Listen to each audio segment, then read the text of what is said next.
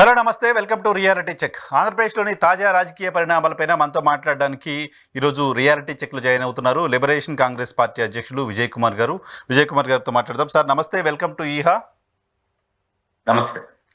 ఆంధ్రప్రదేశ్లో అమరావతి ప్రాంతంలో మరొక 40,000 ఎకరాల భూసేకరణ చేయబోతున్నామంటూ కొన్ని లీకులు ప్రభుత్వం ఇస్తోంది. అక్కడ ఒక అంతర్జాతీయ విమానాశ్రయాన్ని తీసుకురాబోతున్నాం అని చెప్తోంది. దానికి కూడా ల్యాండ్ పూలింగ్ తరహా విధానాన్ని తీసుకొచ్చే ఆలోచనలో ప్రభుత్వం ఉన్నట్లుగా కనపడుతోంది. సో దీనిపైన మీ రియాక్షన్ ఏంటి మీ పార్టీ నుంచి? అదేనండి, ఇప్పుడు ఈ ఆర్పాట కార్యక్రమాలు అనేటువంటివి ఈ ప్రభుత్వానికి చాలా ఎక్కువ. 2014 నుంచి 19 వరకు ఉన్న సమయంలో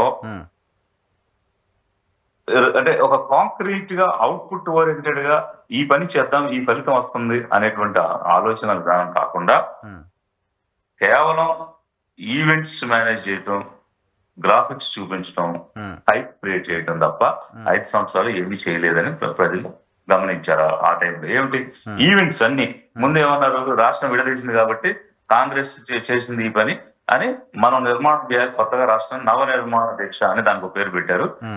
ఆ దీక్ష దేనికి అంటే కాంగ్రెస్ ని తిట్టడానికి. అక్కడ ఇంకా జరిగింది ఏం లేదు, మీరు కావాలంటే విజువల్ చూసుకోండి. ఆ దీక్షలో స్పీచ్ లో ఏముంటది, కాంగ్రెస్ విడదీసింది కాంగ్రెస్ తిట్టడం.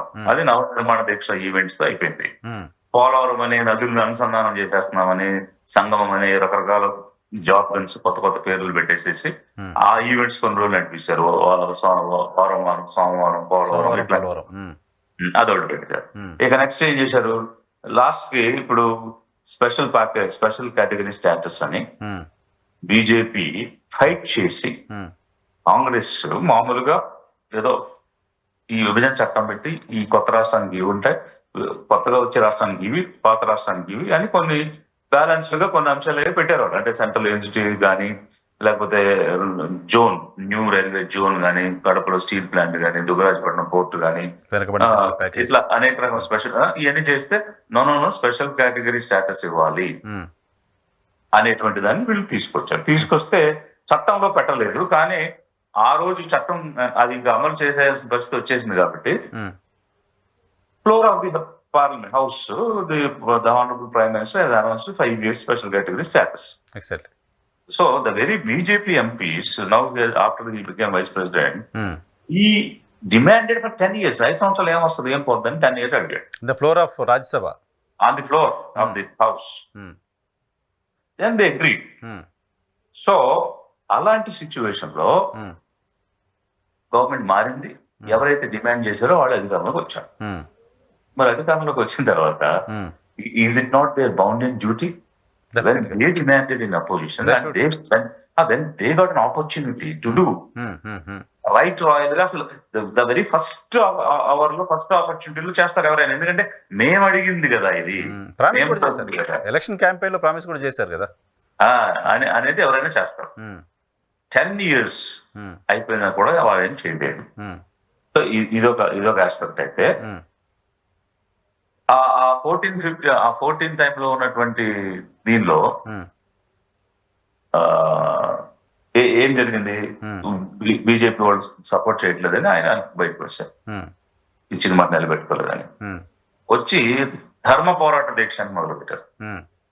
అది దేనికంటే బీజేపీని తిట్టడానికి, నవ నిర్మాణ దీక్షలో కాంగ్రెస్ ని తిట్టడం. ఇప్పుడు కొత్తగా బీజేపీతో ఎనిమిటీ వచ్చింది కాబట్టి బీజేపీని తిట్టడానికి దానికి ఒక పేరు పెట్టారు. సో ఇట్లా ఈవెంట్స్ చేశారు ఒకవైపు. ఇక రెండవది క్యాపిటల్ అనే అంశానికి వస్తే ఒక 2.5 to 3,000 acres ఎక్కడైనా ఎనీ క్యాపిటల్, మీరు చండీగఢ్ తీసుకోండి, భువనేశ్వర్ తీసుకోండి, అంటే ఎనీ న్యూ అలా ఈవెన్ గాంధీనగర్ కొత్తగా బిల్డింగ్ చేసింది కానీ ఇవేమి తీసుకున్నా కూడా సరే మరి ఇంకా కొంచెం మంచిగా చేసుకోవాలి. ఒక 5,000 acres. ఇప్పుడు 5,000 acres government land several places లో ఉంది. ఇప్పుడు నేను ప్రకాశం జిల్లాలో ఉన్నప్పుడు 30,000 acres దొనకొండ, దర్శి చుట్టుపక్కల, అక్కడ దొనకొండ ఎయిర్పోర్ట్ ఉంది, చుట్టుపక్కల ఉన్నటువంటి ప్రాంతం మీద ఒక ఫైల్ ఇంతలో ఫైల్ తయారు చేసి with survey numbers data, government land ఏది, ఫారెస్ట్ ల్యాండ్ ఏది, ప్రైవేట్ ల్యాండ్ ఏది, ఇంచుమించుగా ఒక 45,000 acres ఇంటర్మీడియట్ ల్యాండ్స్ ఉంటాయి. అవి ప్రైవేట్ తీసేసుకుంటే అండ్ వెరీ లో కాస్ట్, అంటే అక్కడ అంతా 5 లక్షలు 4 లక్షలు ఉంటాయి. With very less cost entire land government land చేసుకోవడానికి అవకాశం ఉంటుంది. పూలింగ్ ఇష్యూస్ అవి ఏమి ఉండవు. Water Nagarjuna Sagar left canal ఉంది, అది వయా మార్కాపూర్ నుంచి దర్శి మీద వెళ్తుంది. దాని నుంచి ఒక బ్రాంచ్ వేసుకుంటే మన సిటీకి డైరెక్ట్ గా వాటర్. ఇప్పుడు మనం నాగార్జున సాగర్ నుంచి 160 కిలోమీటర్ల పైప్ లైన్ వేసి హైదరాబాద్ నీళ్ళు ఇస్తున్నారు. అవును, దానికంటే ఇది ఆల్రెడీ వెళ్తున్న కెనాలే పక్కన చిన్న బ్రాంచ్ తీసుకుంటే సరిపోతుంది. వాటర్ నెట్వర్క్ ఉంది. ఇవన్నీ కూడా ప్రపోజ్ చేసి పంపించాం. సరే ఓకే, ఇప్పుడు నేనేదో ఒక ప్రపోజల్ ఇచ్చాను కాబట్టి మాది వాళ్ళు పరిగణనకు తీసుకోవాలనేది మా ఉద్దేశం కాదు.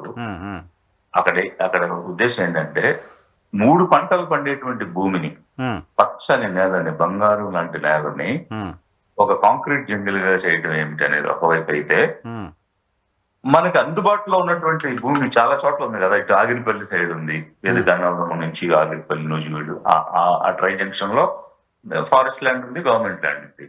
ఈవెన్ గుంటూరు సైడ్ కూడా కొంచెం ముందుకెళ్తే అక్కడ కూడా ఒక 18,000 acres వరకు ఫారెస్ట్ ల్యాండ్. నాగార్జున యూనివర్సిటీ ఆ ప్రాంతంలో ఎక్కడ చెప్పారు, యూనివర్సిటీ దాటి కొంచెం ముందుకు వెళ్ళిన తర్వాత ఇలా అనేక ప్రాంతాల్లో అవైలబుల్ ల్యాండ్స్ ఉన్నాయి. లేదు రాయలసీమ కోస్తా అందరికీ సెంటర్ లో కావాలంటే శివరామకృష్ణ కమిటీ వినుకొండ దొనకొండ మధ్యలో ఉన్నటువంటి ఏరియాని తీసుకోండి. ఒకవైపు మార్టూరు, ఒకవైపు వినుకొండ, ఇంకోవైపు దొనకొండ. అదైతే బాగుంటుంది ఆ జంక్షన్ అని వారు ఇచ్చినప్పుడు ఉన్నాయి. ఇవేమీ కాకుండా పచ్చని నేలను తీసుకున్నారు. 3 పంటలు పండే భూమి చాలా అరుదుగా, చాలా పెట్టేదండి మీరు చూసుంటారు. 365 రోజులు పచ్చగా పంటలు పండే ప్రాంతం కదా తీసుకున్నారు. దాదాపు 80-90 రకాల పంటలు పండుతాయంట. సో మరి తీసుకున్నప్పుడు దాన్ని డెవలప్ చేసేదంటే అదో రకంగా ఉండేది. కూలింగ్ అని ఇప్పుడు ఈ రోజుకి కూడా ఆ ల్యాండ్ ఓనర్స్ ఎవరైతే ఉన్నారో వాళ్ళు సఫర్ అవుతూనే ఉన్నారు కదా.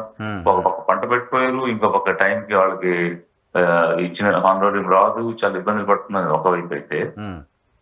ఒక్కసారి ఇప్పుడు 10 సంవత్సరాల నుంచి వాళ్ళు పేమెంట్ చేస్తా వచ్చారు, 10 కాకపోతే మనం 7 సంవత్సరాల నుంచి. ఆ పేమెంట్ చేసిన దానికి ల్యాండ్ ఎక్విజిషన్ కాస్ట్ కి ఎంత డిఫరెన్స్ ఉంటుందో కూడా చూస్తే అది ఒక కాస్ట్ ఎకనామిక్స్ కాదా. డెఫినెట్ గా ఏదో ఒక రోజు సిఏజీ నుంచి స్ట్రక్చర్స్ వస్తాయి వాళ్ళు ఆడిట్ చేసినప్పుడు. కూలింగ్ అని చెప్పి తీసుకుని ఇన్ని సంవత్సరాలు ఎంత పే చేశారు, మళ్ళీ తిరిగి ఎంత భూమి ఇచ్చారు, దానికన్నా ఎక్వైర్ చేసి ఉంటే కాస్ట్ ఎఫెక్టివ్ గా అయిపోయింది కదా అనేటువంటి ఒక లాజికల్ ఆడిట్ పారాస్ కూడా వచ్చే అవకాశం ఉంటుంది. ఇటు రైతులను బాధ పెట్టి అటు రాష్ట్రానికి క్యాపిటల్ ప్రాపర్ గా లేకుండా చేయటం జరిగిన అనుభవం తమ వెనక పెట్టుకుని మళ్ళీ 40,000 ఎకరాలంటే అది ఎంత హాస్యాస్పదంగా ఉంటుంది. నాకు ఒక బ్యూరోక్రసీలో చాలా సీనియర్ అధికారిగా పనిచేశారు. నాకు అర్థం కాని విషయం చెప్పండి సార్. 30,000 ఎకరాలు తీసుకుంటే మాకు ఒక 5,000 ఎకరాలు మిగులుతుంది, దాంట్లో ఎయిర్పోర్ట్ కట్టవచ్చు అని చెప్తున్నారు నారాయణ గారు. అది కేంద్ర ప్రభుత్వానికి ఒక చట్టం ఉంది కదా, దేశంలో భూసేకరణకు సంబంధించి కేంద్ర ప్రభుత్వం 2013లో చట్టం తీసుకొచ్చింది. ఆ చట్టం కాకుండా వీళ్ళు ఇటువంటి ఆలోచన అసలు ఎందుకు చేస్తున్నారు, ఏం అవసరం వస్తుంది? అదే కదా ఇప్పుడు నేను చెప్పింది. ఇప్పుడు ఇంచుమించు 10 years సపోజ్ ఇప్పుడు 50,000 చొప్పున కనుక పే చేసి ఉంటే ఒక ఎకరానికి, సో 10 సంవత్సరాలకు 5 లక్షలు అయిపోతుంది కదా. 5 లక్షలు ఎకరం వచ్చేది అక్కడ. ఇప్పుడు అప్పుడు అక్కడ ఎంత ఉంది, 10 లక్షలు ఉంది ఎకరం ఆ టైంలో. ఇప్పుడు మనం ఎక్వైర్ చేసే టైంలో 10 lakhs అరౌండ్ ఉంది ఎకరం. ఇప్పుడు ఎంత కావాలో 5,000 10,000 ఎకరాలు కావాలంటే అంత ల్యాండ్ ఎక్విజిషన్ చేసుకుని ఉంటే అసలు రైతులకి గవర్నమెంట్ కి ఏ రకమైనటువంటి ఇబ్బందులు ఉండేవి కాదు. ఒకసారి అది ఎక్వైర్ చేసినాక అది కంప్లీట్ గవర్నమెంట్ ల్యాండ్ అండ్ 100% యూటిలిటీకి వస్తుంది. 100% యూటిలిటీ, అవును, యూటిలిటీలోకి వచ్చేస్తుంది, తిరిగి ఇచ్చేది ఉండదు కాబట్టి అందులో. అదొక వైపు. ఇంకొక వైపు ఇప్పుడు మీరు కొచ్చిన్ ఎయిర్పోర్ట్ ఉందండి, ఇట్స్ అన్ ఇంటర్నేషనల్ ఎయిర్పోర్ట్. 8,000 ఎకరాల్లో కట్టారు, ఇట్స్ లెస్ దెన్ 3,000 acres. ఎందుకు సార్ ఎయిర్పోర్ట్స్ అన్ని కూడా? కనవరం ఎయిర్పోర్ట్ ఎంత ఉంటుంది? సరే గన్నవరం అంటే కొంచెం అనుకున్నాం. హైదరాబాద్ ఎయిర్పోర్ట్ కి నేను మొన్నప్పుడు చెక్ చేస్తే హైదరాబాద్ ఎయిర్పోర్ట్ కి 5,000 ఎకరాలు మనం అక్వైర్ చేస్తే ఇప్పుడు యూటిలిటీలో ఉంది 1,500 ఎకరాలే. అదే కదా, దానికి 40,000 దేనికి?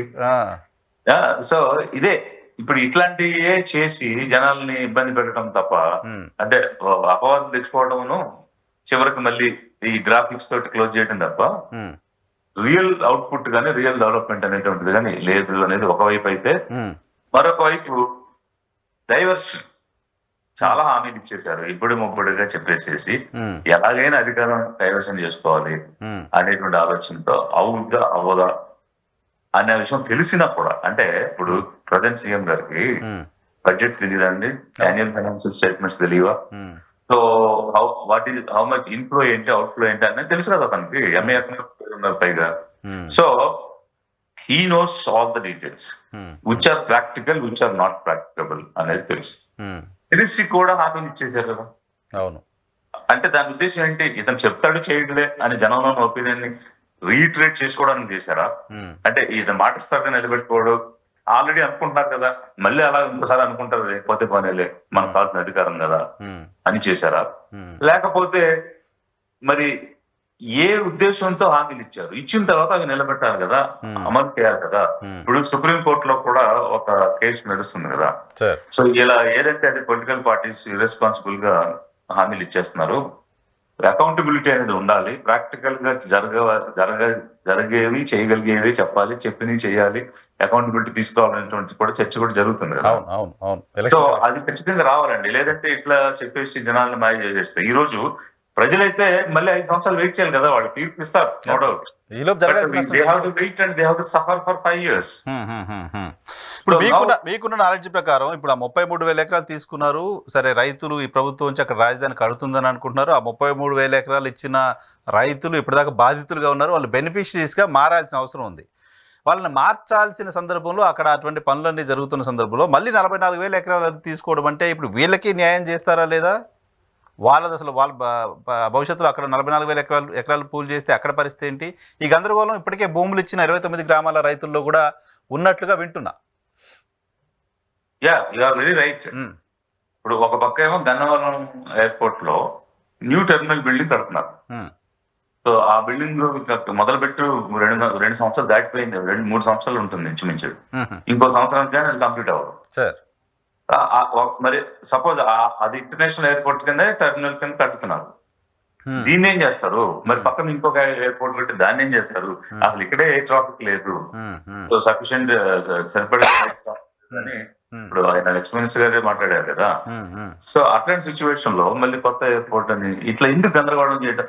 ప్లస్ అక్కడ ఉన్న వాళ్ళు, అక్కడ సెటిల్ అయిన వాళ్ళు, మా పరిస్థితి ఏంటో, మా లైఫ్ ఏమైపోద్దో అని వాళ్ళని భయపెట్టడం, ఇక్కడ ఇంకో చోట హైప్ క్రియేట్ చేసి అక్కడ ఒక రియల్ ఎస్టేట్ బిజినెస్ చేయడం.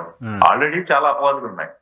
ఇది ఇప్పుడు పలానా చోటకు వస్తుందని అనౌన్స్ చేయడం, అక్కడ ముందుగానే భూములు కొనుక్కోవడం, ఆ తర్వాత వాళ్ళు దాన్ని బెనిఫిట్ రీప్ చేస్తారు అనేది ఆల్రెడీ హైదరాబాద్ లో జరిగింది, అమరావతిలో జరిగింది అనేటువంటి కేసులతో సహా ఎదుర్కొన్నటువంటి పార్టీ ప్రభుత్వాలు అయ్యి. అవును. మళ్ళీ అదే సిస్టమ్ ని కొనసాగించడానికి మీరు మాట్లాడుతున్నారని అంటే ప్రజలు ఆలోచించాలి. ప్రజలు ఏ మేరకు నమ్మాలి ఈ మాటలన్నీ? ప్రజలు ఎంతవరకు వీళ్ళు ఇప్పుడు ఇచ్చిన మాటలే హామీలు నెరవేరుస్తున్న వాడు రేపు ఇది చేస్తాం అది చేస్తాం అంటే చేస్తారా లేదా అని ప్రజలు ఆలోచించాలి. దాని మీద ఒక అసెస్మెంట్ రావాలి. కేంద్ర ప్రభుత్వం బాధ్యత ఏంటి సార్? ఇప్పుడు ల్యాండ్ అక్విజిషన్ సంబంధించిన కేంద్ర ప్రభుత్వం చట్టం ఉంటే దాన్ని కాకుండా కొత్త సిస్టంలోకి వెళ్ళాలనే ప్రయత్నం రాష్ట్ర ప్రభుత్వాలు చేసినప్పుడు కేంద్ర ప్రభుత్వం బాధ్యత ఏంటి? కేంద్ర ప్రభుత్వం రోల్ ఏముంటుంది దీనిలో? అంటే యాక్చువల్ గా ల్యాండ్ పూలింగ్ అనేది ఇప్పుడు మహారాష్ట్ర స్టేట్ ఉన్నప్పుడు sir it's Bombay presidency for that match. Bombay ప్రెసిడెన్సీలో మహారాష్ట్ర, గుజరాత్, ఈ సౌరాష్ట్ర ఇవన్నీ ఉండేవి. అప్పటికే ఇట్లాంటి ఒక ప్రొవిజన్ ఉంది. అంటే ప్రజలు కనుక ఒప్పుకుని భూమిని ఇస్తే అది డెవలప్ అయినప్పుడు అందులో కొంత పోర్షన్ వాళ్ళకి ఇవ్వడం అనేటువంటిది ఈ మ్యూచువల్ అండర్స్టాండింగ్ మీద. ఓకే, ఆ ప్రొవిజన్ ఒకటి ఉంది. సో ఆ ప్రొవిజన్ ని దృష్టిలో పెట్టుకుని గుజరాత్ లో ఎస్పెషల్ ఇప్పుడు అహ్మదాబాద్ సిటీ డెవలప్మెంట్ అవన్నీ కూడా నేను స్వయంగా వెళ్ళి చూపించాను అక్కడ. నేను ఇక్కడ కూడా వైస్ ఛాన్సలర్, ప్రజెంట్ సిఆర్డిఏ ఉంది కదా, దాని పాత పేరు విజయజంబిగూడ అని ఉండేది. ఆ వుడా వైస్ చైర్మన్ ఉన్నప్పుడు నేను అమరావతి, అహ్మదాబాద్ వెళ్ళడం, అక్కడ డెవలప్మెంట్, సబర్మతి నది ప్రాజెక్ట్ డెవలప్మెంట్ అవన్నీ చూపించాను, రివర్ ఫ్రంట్ అవన్నీ. సో బాంబే ప్రెసిడెన్సీలోనే ఉంది ఈ పూలింగ్ విధానం అనేటువంటి ఒక విధానం. సో ఇది అంటే ఇండిపెండెన్స్ రాకముందే ఇలాంటి ప్రొవిజన్ ఉంది. ఓకే, ఇదేంటంటే రైతులు ఇష్టపడి ఇస్తే మనం తీసుకుంటాం, దాన్ని ఒక స్కీమ్ చేస్తాం, చేసి ఆ స్కీమ్ లో ఇంత పోర్షన్ మీకు వస్తుంది, ఇంత పోర్షన్ ప్రభుత్వం తీసుకుంటుంది. బట్ డెవలప్మెంట్ బాధ్యత ఆర్గనైజేషన్ అంటే హైదరాబాద్ హెచ్ఎండిఏ లాంటి సంస్థ తీసుకుంటుంది. ఇన్ఫ్రాస్ట్రక్చర్ ఖర్చు అంతా వాళ్ళు చేసుకుంటారు, డెవలప్మెంట్ వాళ్ళు వాళ్ళకి ఇస్తారు. అది విధానం. So it's legal, it's nothing wrong. దానివల్ల అడ్వాంటేజ్ ఏంటంటే ఇప్పుడు ల్యాండ్ ఎక్విజిషన్ లో మనకి ల్యాండ్ కాస్ట్ తో పాటు 4 times మార్కెట్ వాల్యూ ఇవ్వాలి. దానికి ఎడిషనల్ మార్కెట్ వాల్యూ ఇవ్వాలి, కాంపెన్సేషన్ ఎలవెన్స్ ఇవ్వాలి. ఇవన్నీ కలుపుకుంటే ఎక్కువ అవుతుంది. అంటే అప్ ఫ్రంట్ గా పే చేయాల్సింది గవర్నమెంట్ బర్డెన్ ఎక్కువ ఉంటుంది. ఓకే. ల్యాండ్ పూలింగ్ లో ఓవర్ ద ఇయర్స్ స్పెండ్ చేసుకుంటూ వెళ్తాము. It's win win situation. అంటే మంచిగా జరిగితే ఇట్స్ విన్ విన్ సిచ్యువేషన్. ఎట్లా అంటే మంచి డెవలప్ ప్లాట్ వస్తుంది. ఇప్పుడు మనం 4,840 స్క్వేర్ యార్డ్స్ ఒక ఎకరంలో వస్తాడు. అవుట్ ఆఫ్ విచ్ డెవలప్ చేసినప్పుడు మనకి ఇంచు 50 అంటే పెద్ద టౌన్ డెవలప్మెంట్ అయితే 50% ఇన్ఫ్రాస్ట్రక్చర్ వెళ్ళిపోతాయి. అంటే roads, infrastructure like hospital, school, ఇట్లాంటి వాటన్నిటికి ఓపెన్ ఏరియా, గార్డెన్స్, వీటన్నిటికి వెళ్ళిపోతాయి. So you will be left with 40-45% only ఏది నెట్ యూజబుల్ ఏరియా మనకు దొరుకుతుంది. So that means what something around 2,200-2,400 square yards మనకు మిగిలింది. అవుట్ ఆఫ్ విచ్ 1,000 ఏమో రెసిడెన్షియల్, 200 ఏమో కమర్షియల్ ఇస్తామని వీళ్ళు చెప్పున్నారు కదా. సో అది పోతే మనకు మిగిలేదు ఇంచుమించుగా 1,500 అట్లా మిగిలింది దగ్గర. అయితే ఇందులో ఒకే ఒక బెనిఫిట్ ఏంటంటే అప్ ఫ్రంట్ గా గవర్నమెంట్ డబ్బు ఖర్చు పెట్టి పే చేయాల్సిన అవసరం ఉండదు. అది తప్ప వేరే అడ్వాంటేజ్ గవర్నమెంట్ కి అయితే ఏమి లేదు. డిలే అవడం వల్ల ఇక గవర్నమెంట్ కి బర్డెన్ అవుతుంది. డిలే అవడం అది ఎంత డిలే అయితే అంత బర్డెన్ అవుతుంది. రైతులకు కూడా ఇబ్బంది, వాళ్ళు కూడా వాడుకోలేదు భూమి. ఇదొకటైతే మీరు మనం నేషనల్ ఎకానమీని కూడా ఆలోచించాలి కదా. ఇక్కడ ఏమవుతుంది, it's national waste. Why? Because ఇప్పుడు 10 సంవత్సరాలు ప్రొడక్టివ్ ల్యాండ్ ని పక్కన పెట్టారు. పెట్టడం వల్ల ఏమైంది, అన్ని సంవత్సరాలు అగ్రికల్చర్ ప్రొడక్షన్ పోయింది కదా. సో ఇట్స్ వేస్ట్ ఎకానమీ కదా. ఇప్పుడు నేషనల్ లెవెల్ ఆలోచించినప్పుడు 33,000 ఎకరాలు ఎక్కువ పూలింగ్ లో తీసుకుంది. Intermediate land another 50,000, together it's 50,000 acres all in all. ఈ 50,000 ఎకరాలు ఇంక్లూడింగ్ అసైన్ ల్యాండ్స్ లో పంటలు పెట్టుంటే ఎన్ని బస్తాలు దిగుమతి వరి వచ్చిండేది, ఎంత దిగుమతి పసుపు వచ్చిండేది, జొన్న వచ్చిండేది, వెల్లుల్లి వచ్చి, అంటే రకరకాల అంశాలన్నీ వచ్చిండే కదా. ఈ ప్రొడక్షన్ అంతా లాసే కదా. ఇట్స్ వేస్ట్ ఎకానమీ అనేది ఒకవైపు అయితే, అంటే ఫర్ ఎగ్జాంపుల్ ఇప్పుడు మన రోడ్లు కనుక బాగోలేదు అనుకోండి, అప్పుడు ఏమవుతుంది, ప్రతి గుంతలు ఉన్న రోడ్ల మీద వెళ్తున్నప్పుడు మనం ఎక్కువ పెట్రోల్ వాడతాం, ఎక్కువ డీజిల్ వాడతాం. ప్రతి సిగ్నల్ దగ్గర 5 నిమిషాలు 10 నిమిషాలు ఆగినప్పుడు మోర్ డీజిల్ విల్ కన్స్యూమ్. ఇదంతా ఎక్కడ పోతుంది, అంత డీజిల్ మన దేశంలో వేస్ట్ అయిపోతుంది కదా. It's waste economy. అది నేషనల్ పర్స్పెక్టివ్ లో కూడా మనం ఆలోచించాలి.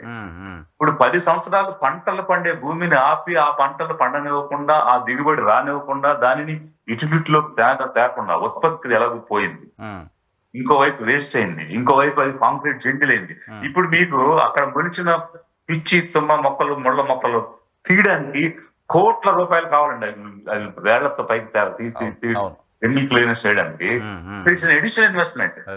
మీరు కనుక ఒక అసెస్మెంట్ చేయిస్తే సింపుల్ గా ఎంత అవసరమో అంత భూమి ఎక్వైర్ చేసుకుంటూ అంత సపోజ్ ఇప్పుడు 2,500,000 ఎకరాల్లో కోర్ క్యాపిటల్ కడతారు. దానికి ఏంటంటే ఒక మాస్టర్ ప్లాన్ తయారు చేస్తాం. ఇప్పుడు మన అర్బన్ డెవలప్మెంట్ అథారిటీ రూల్స్ లో మాస్టర్ ప్లాన్ ఉంటుంది, మీకు కూడా ఐడియా ఉంది. ఈ మాస్టర్ ప్లాన్ ఏం చేస్తామంటే ఎక్కడ కోర్ క్యాపిటల్ వస్తుంది, ఎక్కడ సబ్సిడరీ యాక్టివిటీస్ వస్తాయి, ఎక్కడ ఇండస్ట్రీకి వెళ్తాయి, ఎక్కడ కమర్షియల్ వెళ్తాయి అని మనం చెప్పేస్తాం ముందే.